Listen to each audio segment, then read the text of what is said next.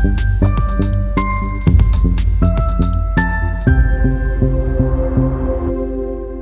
to Sustainocast 360, a CorpStage podcast where we bring change makers together to discuss what truly matters in our world today. I'm your host, Isha, and I'm delighted to bring you conversations that highlight bold ideas, sustainable innovation, and the people behind them. In every episode, we hand the mic to real world change makers. And today, we're joined by an extraordinary individual, Justin Moran, co founder of The Hidden Sea, a wine brand on a powerful mission to remove 1 billion plastic bottles from the ocean.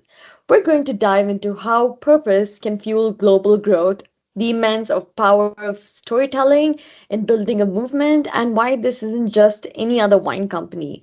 It's a brand with real impact and tangible results. Justin is a lifelong entrepreneur, recognized by The Age as one of the most top 30 people influenced Victoria in 2006. From launching a successful lawn mowing business at just the age of 15 to founding award winning bars and restaurants and then eventually breaking their way into tech, he's always been at the forefront of innovation. Today, he's combining his commercial acumen with profound global impact through the Hidden Sea, which has already removed the equivalent of over 34 million plastic bottles from the ocean. He's also co founded global cleanup ventures like Reese Project and Billion Bottle Cleanup, leading massive environmental initiatives like removing over 223,000 kg of waste in Philippines and constructing a three-story pyramid from plastic waste at COP27. Justin, thank you so much for joining us today. To start, could you share us a bit about your journey and a word that truly captures your sustainability mission? Isha, thank you so much for having me. And yes, it's a pleasure to be here. In a word, I'd like to use the word consistency. It probably captures the sustainability mission. It's not what you do and one big impact. It's the small steps you apply every single day, which makes up to something a lot larger than yourself. Wow, thank you, Justin. It's clear that your work is rooted in both incredible expertise, deep purpose, and the way you said persistence that really comes into the picture. So let's dive into the topic you've chosen to share with us today. The theme of today's podcast is building a wine brand that cleans the ocean and how purpose can drive global growth. What personally drew you to this topic, and why do you feel that it's so relevant right now? Yeah, I think living with purpose gives meaning to everything you do. It turns everything into something bigger. It's more than just who you are. It's about the impact you can apply. And at the Hidden Sea, we're a purpose-driven brand, and it's not just about a gimmick. It's embedded in the foundation, how the brand was created, and what we do with our profits. And everything matters, from what we do in the vineyards all the way through to having a clear message to the consumer of the impact they're part of by purchasing our product. So purpose keeps you grounded when things get tough, and it sets you apart from the noisy world. It inspires action, demands consistency, invites others to join you on this on your journey. Wow, I really like the way you said it's a purpose driven, and I think that really says it all. But I think it's a very timely and it's also a very critical issue, but at the same time, it's a powerful testament to how business can be a force for good. And so I think we can now dive deeper into your work and your perspective as well. So Yeah, let's sorry. begin. That's all right. Let's begin with the core of Hidden Sea. So how does this model exactly work?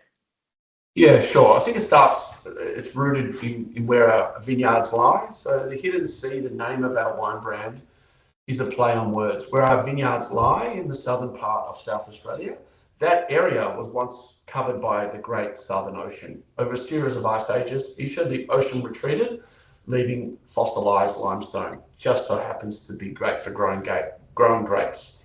So the name the Hidden Sea is a play on words. Vineyard is the old seabed, it's the Hidden Sea. Where the story gets interesting, it's not only a world-class growing region, it's world heritage.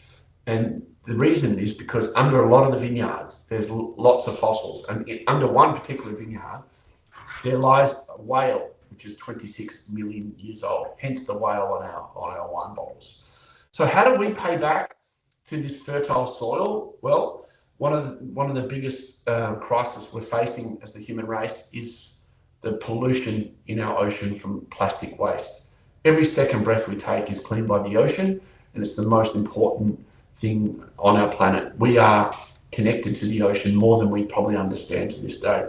So as a 51-year-old, I can't believe I'm 51, from being connected to the ocean, swimming the ocean as a young boy, traveling the world in my late teens and early 20s, I've seen the destruction of our ocean, all the plastic pollution. Places I went to at a very young age were pristine. Now they're decaying through plastic or plastic waste, or some beaches are uninhabitable now because of the amount of plastic in our ocean. Wow, that's just truly fascinating. It's like I've just opened up a new perspective about how we just look at ocean. And I think that's a resource that's just being used for unnecessary purposes. But I think what you're trying to say is to keep ourselves grounded, to use our resources quite effectively, efficiently, and also making sure the future generation have it as well. But it's fascinating, but at the same time, I'm just very curious that how does selling wine directly translate into removing plastic from the ocean, like from a both practical and an impact standpoint? Yeah, well, so I think as a brand, you're going to ask what difference are you seeking to make? And ours is very simple. It's delicious wines by the people for the planet. And as I said, our story's been connected to the ocean since the beginning of time. But and then we say we don't target a certain demographic. We target a mindset. So we target socially conscious consumers, and we make wine that matter for people that care. And by saying that, we link it back to purpose, and purpose is every time someone drinks a bottle of our wine, we remove 10 plastic bottles out of the ocean. So if you linked back where our brand comes from and our heritage and the link to the ocean, and then what tangible impact can our consumer by drinking wine to have on the ocean. If you're a wine drinker, you can drink a wine which doesn't remove plastic from the ocean, or you can drink a wine which removes plastic from the ocean. And ours, as I said, has heritage linked to the ocean. So every time someone drinks a bottle of our wine, they have removed 10 plastic bottles out of the ocean and recycled or repurposed it. And then we try to galvanise a tribe of people behind this common goal. And as you mentioned in the introduction, we're on a mission to remove 1 billion plastic bottles from the ocean. So really, to answer your question, as a wine brand, the reason we're connected, not only the founders, myself and Rich, have a connection to the ocean from personal experiences, our actual brand and our vineyards were once covered by the ocean. Wow. That's like so much of information to take in all at once. I did warn you, Isha. I'll probably talk a lot, so hopefully I'm not talking too much. No, I think that's good. I think it's good because you're giving a lot of information to our listeners, and it gives a very different perspective. It shifts your perspective towards it. So it's good. Okay, so what are the? Yes, go ahead. No, I was just going to say it's an attitude thing. From a mindset, if you want to live with purpose, it's something, as I said with the opening thing, it's about consistency. It's the little choices you make every day. With our brand, it's not about preaching. It's about having a tangible impact that people understand. Everyone understands what a plastic bottle is. Everyone probably doesn't want to swim in plastic. So you do this, we've done that. And it's a very transactional, easy thing to understand. And as we go into purpose becoming or leading with purpose or living with purpose or brands with purpose becomes buzzwords, for us, it's rooted in our DNA, and people want to give away a percentage of profits or donate to different charities. For us, it's what we live with every day and how we go about it. And this is the point about the 1 bottle equals 10.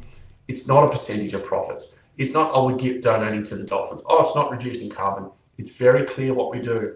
We do a lot of other things. As I said, we're certified sustainable organisation. So all of our vineyards are certified sustainable. So what we do now is with the long-term vision of how we leave the land for the next generation to be able to farm that land in any type of agriculture, not just the wine industry. Right. I think it's a everyday choice that you guys make. Yeah. Purpose driven, right? That's great. Wow. So, I mean, perhaps more broadly, regions that are usually dependent on natural resources, what's that initial interest or concern that led you to merge this business? Yeah, I've been interested on part of ocean health actually longer than I've been in the wine industry. And from my point of view, when you start to have children and you start to look at the impact and the choices we are as the human race having on our environment, you start to become more conscious of the way you live. And I realised that I can't do everything, but everyone can do something. And if we had that attitude and took that on board, we would, I think, make less of an environmental impact on our ocean. So it just becomes of being a leader to your actual current small community and, more importantly, your family. That's what drives living with purpose for me, and having something that you can make a small difference in the world. So it starts from home. It all starts from internal, right? Then it starts from home. It's super important to have that. True. And being conscious of the way we live. Not striving for perfection, because we can't be perfect, but trying to strive for excellence in the way you live your life, both from a business point of view and a personal point of view. Oh, that's very well said. Okay, so you've been recognized as one of the top 30 people who influence Victoria, and you've led, a large-scale environmental initiatives globally. What are the lessons that you've learned from these large-scale cleanups, especially the one in Cebu? The one in where? Oh, yeah, in the In Philippines. Cebu, Wow, yes. wow, far out. Yeah, how do I answer that really to the point? There's lots of lessons I've learned out of these large-scale cleanup events. The one in the Philippines is the lack of infrastructure in these parts of the world, and is really alarming for me. And that's, how do I say this diplomatically? The governments in these places, and we've done these large-scale cleanup events, really want to ignore the problem than be a part of it.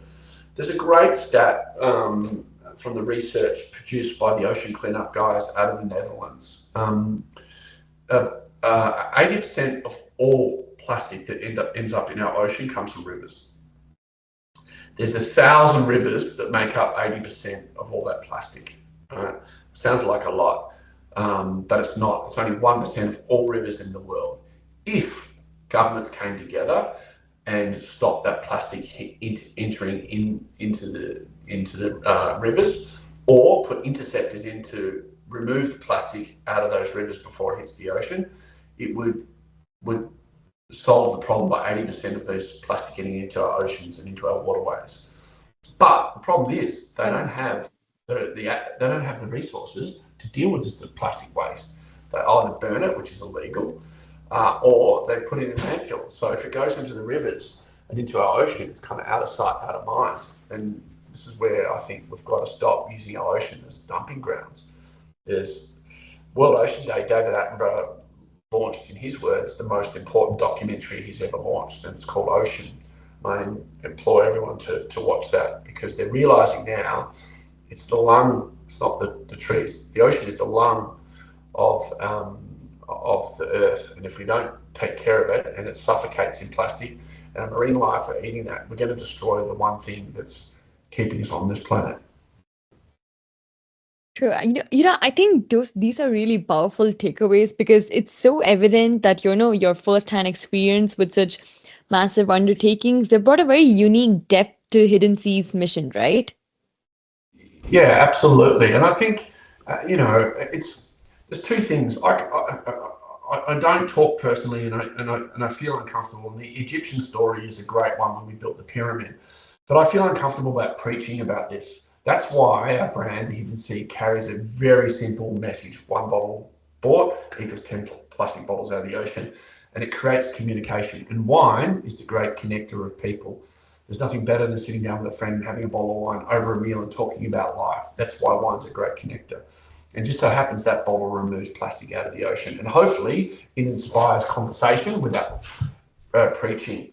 But for me, as a founder, and on this movement with Richie and I, we've got to be living and breathing and understanding what's happening, and understand how the plastic is being removed out of the ocean, what's happening in these third world nations, what are we doing in the first world about it, how the government works, having a broad understanding. And that's hence why not only these large-scale cleanup events, as you mentioned, the pyramid we built in Egypt, the first pyramid, ironically built in 4,500 years in Cairo, and we removed the plastic out of the River Nile with our own hands, right, and a team of people.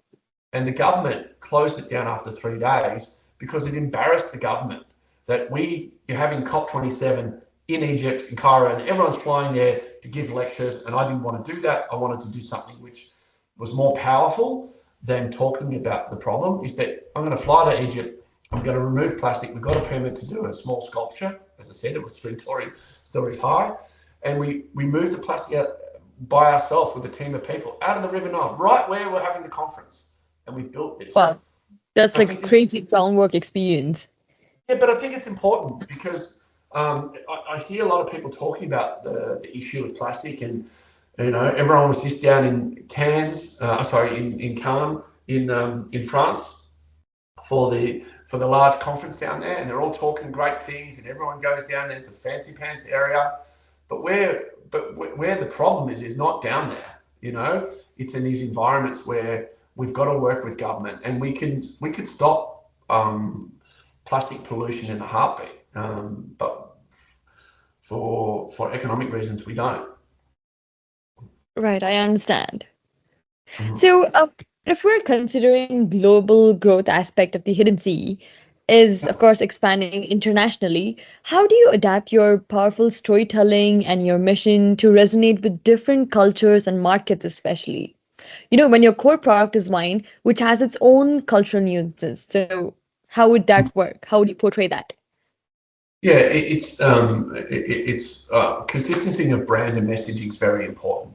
So the hierarchy of why we do what we do and why it's important to who we're trying to target, it's the same people. They're socially conscious consumers. As I said before, we target a mindset, not a demographic, right? And then our promise is exactly the same. We sell the 1 bottle equals 10, our promise, as our lead mark, and it just so happens to be great tasting wine. So on a wine nuance, the wine has to be great products. So then we work with, depending on which market, and we have really 4 core markets: UK, US, China, and Australia. Those 4 core markets, we work with wine critics and so on, and we get our wines up for review, and constantly our wines get over 90 points, which is probably the magic number from any wine critic where your wine needs to achieve to be in the premium category. So quality is very important, and so quality in those local markets with consistency of our story and messaging is very similar, because and this is why if you don't target a certain demographic but you target a mindset, you can have consistency of message without trying to change the message for different markets. Isha? Yeah, I think that's a very fantastic point you made. It's like there's a delicate balance between environmental protection but also being mindful of the unique cultural landscape as well. So I think that brings in a very beautiful blend. Yeah, it does. And you and I are from different parts of the world, and if you're a wine drinker and your sustainability minded, we can Yes, target. I'm a big fan of red wine though. So perfect. So, and if you care about the environment, well, we're your choice of wine. It's that simple. So I think it's like a win-win situation. I hope so. Win-win for me and win-win for our environment. And while we're doing it, we're raising awareness in the most tasteful way, not preaching, but more, hey, this is who we are, this is what we stand for. And when people rip, and this is why we've won so many global international awards for not only sustainability but wine quality, is that when you pull back the onion skin and you get to see, okay, who are these people? And we own the vineyards, we cultivate the vineyards, they're certified sustainable. So it's a great product all the way through. And then what we do with our profits and why we care about the ocean, we've been linked to the ocean since the beginning of time. It all comes together in a nice bundle, and it just becomes self-perpetuating. It becomes stronger and stronger, and we become more focused on the environmental side, and then we can promote that message. And we don't say, oh yeah, hey, we just give some profits away. No, we're building the pyramids. We've done the largest scale cleanup in 11-day history, as you're well aware, in Cebu, and we've done these things, and we've been on the ground. We've been out in the middle of the ocean. If you see our brand video, we walked on plastic islands. We've got trees growing out of there. We've swum in the dirtiest rivers. We've put, whether it's in Bali, in Indonesia, or Jakarta, or in Egypt or Philippines, we've done it and live it and breathe those things. So when you get to know us in our brand, this is not just about saying one thing and doing something. It's actually living the purpose and the values, and it's ingrained in who we are at the Hidden Sea. Like you said, it's purpose-driven. Purpose-driven from our very core. That's absolutely brilliant. All right, Justin, it's time for the rapid fire round. So I would be giving you a question and you would just take about 15 to 30 seconds to answer it. So whatever comes to the top of your mind, that would be your answer. No, I'm scared. No, you don't have to be scared. I think you're the right fit for it. So don't worry about it.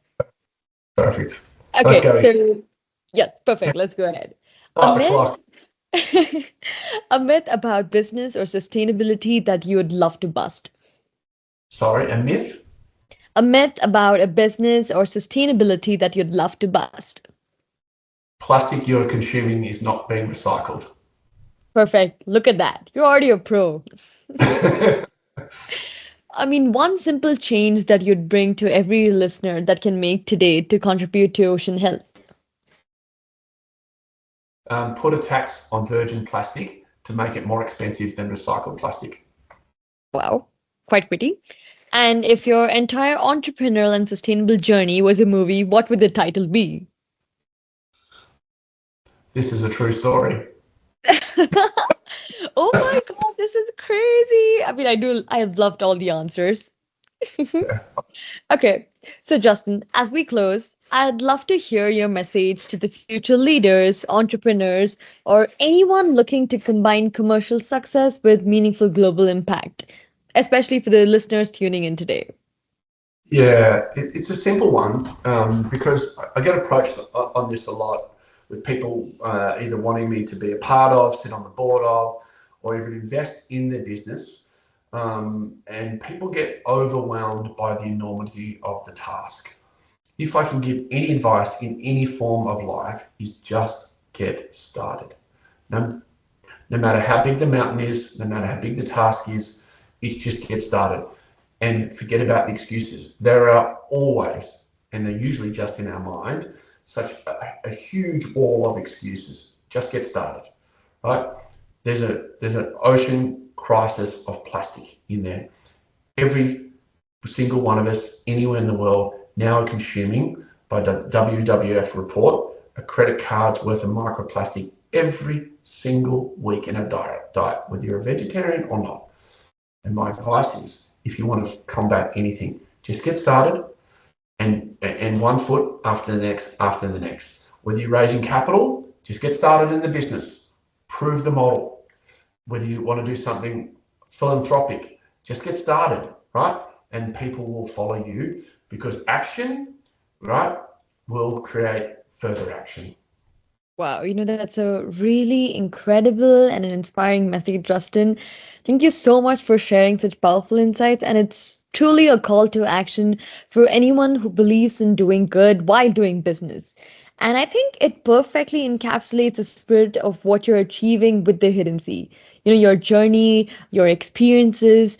It proves that purpose, it's just not any buzzword, it's the very foundation for meaningful global impact and sustainable growth. Yeah, making delicious wine is the easy part. Making a tangible difference on our ocean is slightly That's more the hard part. But you yeah. guys are already achieving it. Yeah. But we need, the simple thing is we need to protect what remains. And most of the positive and negative things, which are brought about change in human civilization. Human civilization starts with someone. Although none of us can do everything, we can all do something. Yeah, that's true. I think I really mean it. Your journey with the hidden seeds truly an inspiration because it shows us how all businesses can indeed be a powerful force for good in the world, for something that helps us to retain our resources, our natural resources. So thank you so Yeah, much. absolutely. Really appreciate the opportunity to chat to you. As I said, I don't do this very often, but and I appreciate everything you guys are doing. So thank you so much for having me. Thank you. And that brings us to the end of this episode of Sustainocast 360. A big thank you to our phenomenal guest, Justin Moran, for sharing his innovations, insights, and a passion for building a more sustainable world through the unique mission of the Hidden Sea. To our listeners, if today's conversation inspired you, sparked ideas, or even challenged your thinking, we encourage you to keep the dialogue going in your communities and industries. Don't forget to subscribe, share this episode, and stay tuned for more conversations with the change makers shaping a resilient and a greener future. Until next time, I'm Isha, and this is Sustainocast 360.